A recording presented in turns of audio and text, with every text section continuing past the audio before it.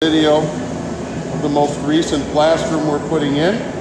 They used to blast in this room. Well, they're actually putting in a blast room in the building. Here's the typical pit that's required for an M section unit. This is going to be a full floor.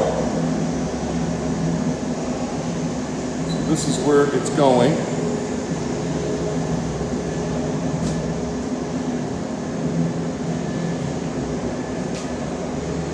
We'll have some room in the back.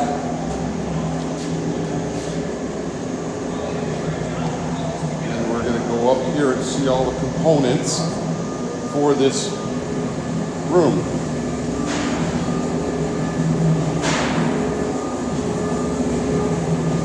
Here are all the M sections that go in here. So they're 1 foot each.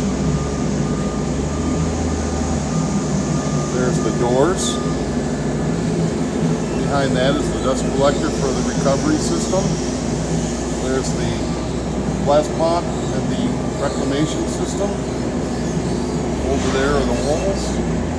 This is the transition unit.